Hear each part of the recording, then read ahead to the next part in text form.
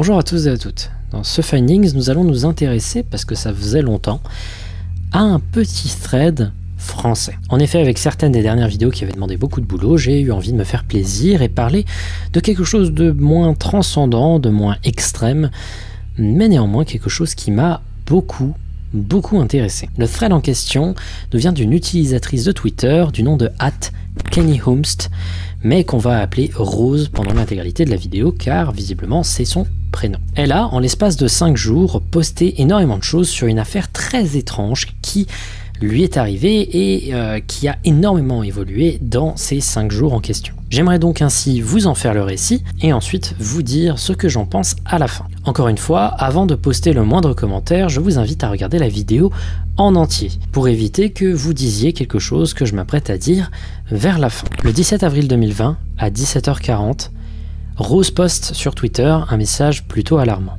Salut, j'aurais vraiment besoin d'aide. Aujourd'hui, j'ai trouvé quelque chose de vraiment perturbant sur mon ordi. Vous pouvez m'aider, SVP? Je flippe un peu là, je vous explique ça en thread. Un peu de contexte. C'est bientôt mon anniversaire et j'aurai 18 ans. Je me sens un peu nostalgique en ce moment. J'ai donc fouillé dans mon ordi pour retrouver des vieilles photos que j'affectionne beaucoup. Entre 2 dossiers de screenshots, j'ai trouvé ce dossier. Le dossier en question s'appelle « Mauvais film, ne jamais revoir » et elle nous dit être certaine qu'elle n'a pas créé ce dossier. En effet, elle dit qu'elle est très ordonnée dans sa manière de classer ses fichiers et ses dossiers et que jamais elle n'aurait fait un dossier comme ça. Également, elle explique que dans le dossier, il y avait 4 choses, 3 images et une vidéo. Elle nous montre 2 de ces images, en voici une, puis l'autre.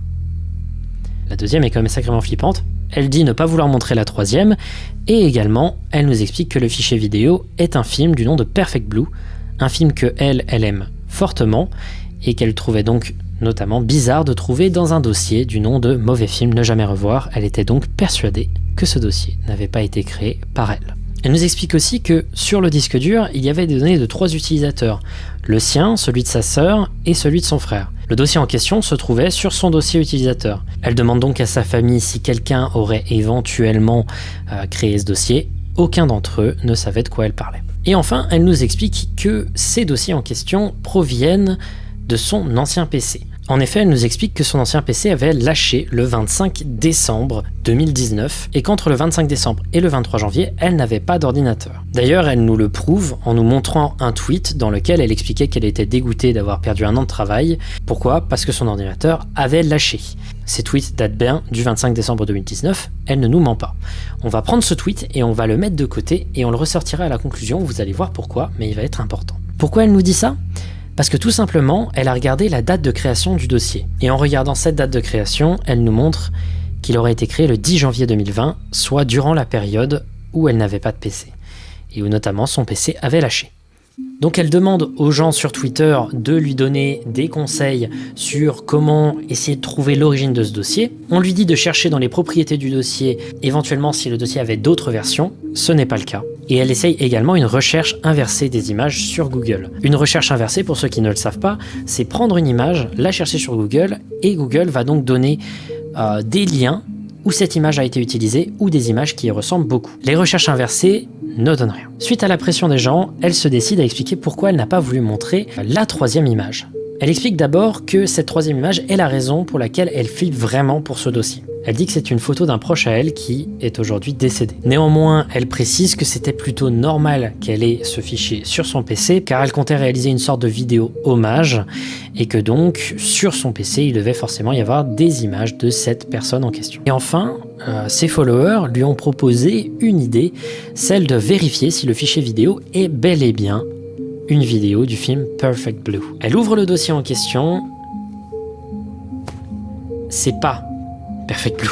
Voici la vidéo.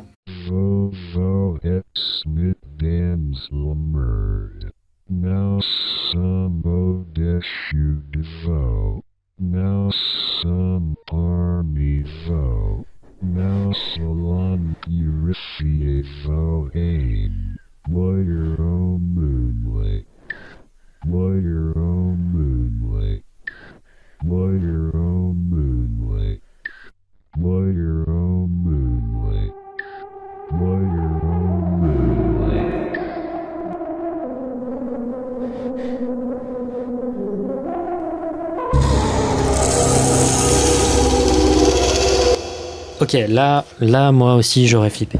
Petit aparté, personnellement, je trouve que cette vidéo, malgré sa simplicité et l'évidente facilité que ça a dû demander à être créé, je la trouve quand même sacrément efficace. Elle me fout quand même des sacrés frissons. Notamment cette image à la fin, je sais pas pourquoi, elle me met mal à l'aise. Et alors, pendant qu'elle interagit avec ses followers dans ce thread, elle poste une screenshot de messages qu'elle reçoit sur Twitter en demandant aux gens d'arrêter de faire des blagues. Les messages en question, les voici. Le compte qui a réalisé ces messages, c'est un compte qui s'appelle @eclanum, à l'envers Moonlake. Il semblerait que ce soit un néologisme anglais qui signifierait lac de lune, quoi. En se rendant sur ce compte, Rose trouve un tweet qui l'alarme encore plus. Supprime avant d'avoir des problèmes. Supprime avant qu'il soit en colère. Supprime avant que je pleure toutes les larmes de mon corps. Supprime avant que la lune s'effondre sur nous. C'est un peu edgy, mais on peut comprendre que ça fasse flipper quand on reçoit ce genre de message d'un coup. Elle poste ensuite un message très long en images pour nous expliquer qu'elle pense savoir qui a créé ce dossier. Elle explique que quand son ordinateur a lâché, elle est allée voir un informaticien tout simplement pour qu'il extrait les données du disque dur sur un nouveau disque dur afin de ne pas perdre l'intégralité du contenu de celui-ci. Elle trouve un cabinet d'informatique sur l'île, elle s'y rend et trouve environ 3-4 employés, dont un environ de 19 ans, qui lui donne son numéro de téléphone, etc. pour pouvoir avoir suffisamment d'informations sur l'ordinateur en question, pour pouvoir extraire de manière plus qualitative les dossiers. Après quelques semaines, elle reviendra chez l'informaticien et recevra son disque dur. Néanmoins, lorsqu'elle le recevra, la personne en question, le jeune homme de 19 ans, n'était pas présent. Et alors qu'elle poste ce long message, Moonlake redevient actif sur Twitter. Il poste une vidéo dont la description est « J'aime le montage sur ordinateur. J'aime écrire des poèmes sur toi. Crève d'une crise cardiaque en regardant cette vidéo. Crève d'une crise cardiaque à la vue de ton propre visage. »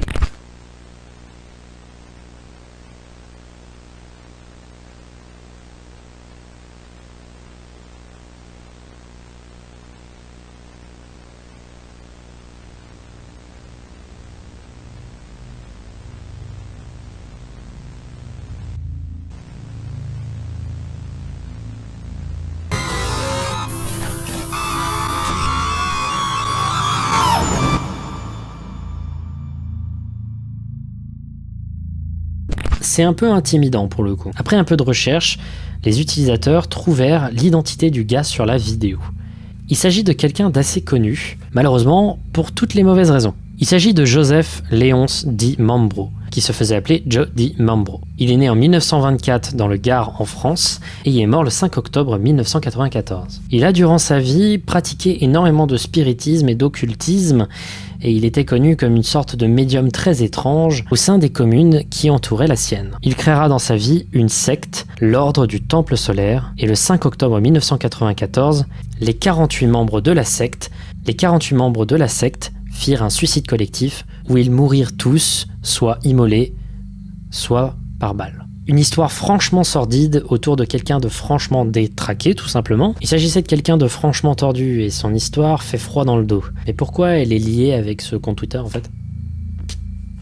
On verra plus tard. Dans la vidéo du compte Moonlake, on peut voir cette image que les utilisateurs de Twitter ont très vite compris comme une version non distordue de cette image, celle qui était présente dans le dossier à l'origine de toutes ces choses. Elle se décide ensuite d'envoyer un message à l'informaticien qui s'était occupé d'extraire les données de son disque dur. Bonjour, j'ai trouvé un dossier étrange sur mon disque dur. La date de création remonte à la période où tu avais mon PC et mon disque dur. Je trouve ça flippant de ta part. Explique-moi ce que ça veut dire, maintenant. Excuse-moi pour ce désagrément. Ne touche à rien et tout ira bien pour toi. N'en parle à personne. Quoi ? T'es sérieux ? Je vais pas toucher à rien, c'est mon PC. J'ai prévenu mes potes sur Twitter de toute façon, c'est une intrusion dans ma vie intime. C'était une très mauvaise idée de ta part. À la seconde où tu as dévoilé les fichiers, ils étaient au courant. Et t'es qui au juste ? Ton comportement de Dark Sasuke 59 me donne envie de te foutre une tarte dans la gueule. Je ne suis pas dangereux. JP et les êtres supérieurs de Moonlake, eux, ils sont dangereux. Je suis juste informaticien, moi. T'aurais dû aller dans une autre enseigne. Le raisonnement de l'informaticien, il est quand même un peu faillible. Genre, c'est lui qui a mis le dossier. Genre, d'où il s'attendait pas à ce que quelqu'un ouvre éventuellement un jour ce dossier. Mais enfin, le compte Twitter Moonlake continue d'ailleurs à poster des messages, des photos distordues, à la colorimétrie complètement inversée, jusqu'à ce qu'il poste une vidéo qui fera extrêmement flipper Rose. Voici cette vidéo.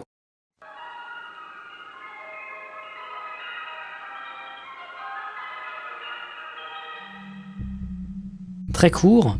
Ça n'a jamais vraiment été explicité durant le thread, mais il semblerait que quelqu'un ait piraté la webcam de Rose et qu'il l'utilise comme une forme d'intimidation. On me demande des infos sur la troisième photo. C'est une photo normale de mon oncle et elle restera privée. Mais vous aviez raison, j'aurais dû m'y intéresser un peu plus. Voilà ce que j'ai trouvé, tout en bas à droite. Du charabia, pas étonnant. Vous l'avez certainement deviné, parce que vous commencez à avoir un peu un mindset d'enquêteur, mais il s'agit de coordonnées. Bon, pas tout à fait. En réalité, il y a d'abord 6 chiffres au début qu'il faut enlever, 15 09 95. Il s'agit d'une date, le 15 septembre 1995, et il faut également enlever le 16 tout à la fin. On verra ensuite pourquoi.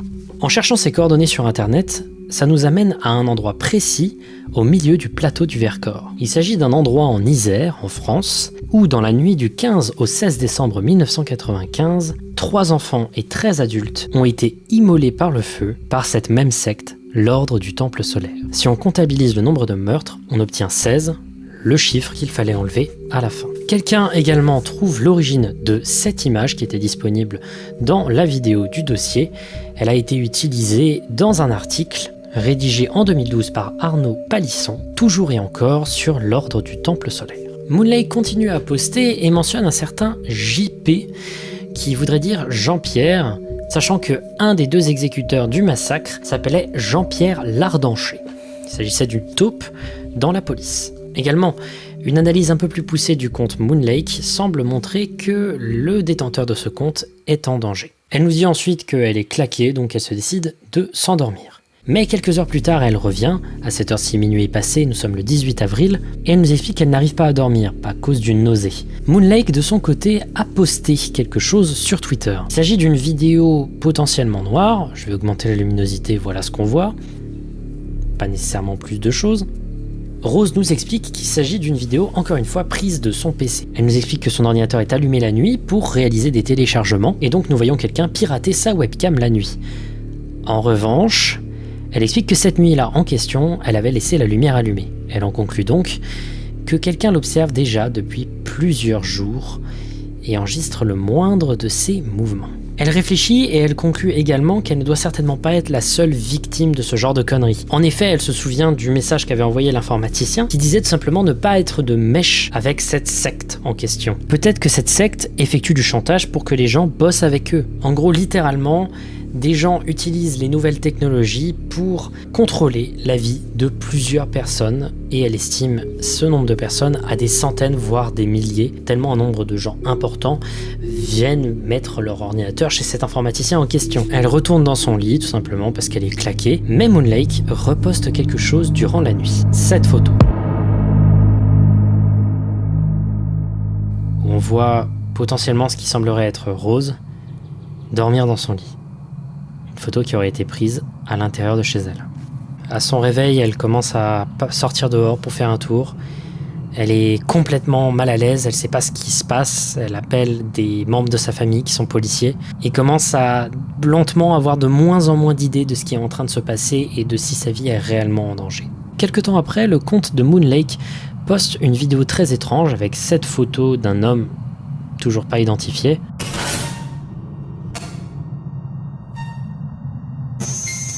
Et à la fin, une phrase cachée rapidement dans un message subliminal disant « André mort, JP vivant ». Sur le moment, Rose est perdue, elle se dit « Bon bah tant qu'à faire, autant essayer de parler au créateur du compte Moonlake ». Elle initie la conversation. « Bonjour, je crois que nous devrions converser. » Non. Bon bah ça c'est tant pis du coup. En même temps que tout ça se passait, les gens continuaient à lui demander constamment de poster la fameuse photo de son oncle et elle refuse vindicativement. Elle réalise néanmoins un post pour expliquer pourquoi. Des gens pensent que j'ai un lien avec Moonlake juste car je ne veux pas montrer une photo de mon oncle. Je vais être honnête avec vous, c'est vraiment une photo de mon oncle et je vais être encore plus honnête, je vais vous dire pourquoi je ne vais jamais vous montrer cette image. Mon oncle est le fils de Enrique Massip, une des personnes qui est morte pendant une tuerie en 1995. Il était membre de l'Ordre du Temple solaire, une secte fondée en 1984. Allez faire un tour sur Wikipédia si ça vous intéresse. Et donc son oncle serait le fils d'un des membres de la secte mort durant cette tuerie. Elle rajoute « Je tiens à dire que mon oncle n'est pas mon vrai oncle, mais il est mon bel oncle. Il avait une haine contre son père, il le détestait plus que tout, et il s'est mis à kiffer l'Ordre du Temple solaire, justement car ce sont les gens qui ont tué son père. La photo en question, C'est bel et bien une photo de mon bel oncle. Il se trouve sur le trou des enfers, en train de sourire. Dernière chose que je n'ai pas dit, la photo s'appelle « Ne jamais renier ses origines ». Pour ceux qui n'ont pas compris, elle soupçonne le fils de son oncle d'être responsable de la mort de cet oncle en question. Et que la photo qui était disponible sur son dossier était une photo de son cadavre. S'ensuit ensuite une série de tweets où Rose nous exprime une théorie qu'elle a sur tout ce qui se passe et qui montre que son comportement sur Twitter a été le mauvais. J'utilise tout le temps Twitter, c'était évident que j'allais parler de ce truc. Je me fais pitié, j'ai compris. Ils ne peuvent pas débarquer sur Twitter et demander aux gens de vénérer Moon Lake. Tout le monde passerait à côté. Mon Fred allait forcément faire parler de lui. Les gens kiffent ce genre d'histoire flippante. Et même les gens qui n'aiment pas ça lisent quand même. L'être humain est curieux, ils veulent que j'attire l'attention sur eux. Des gens vont trouver Moon Lake lugubre et mystérieux. Mais ils vont s'y intéresser quand même. Ils veulent te faire peur avec des images et des vidéos flippantes. Faire parler d'eux encore et encore. Vous avez peur en lisant ce thread ? C'est pas le thread qui suscite la peur, c'est eux.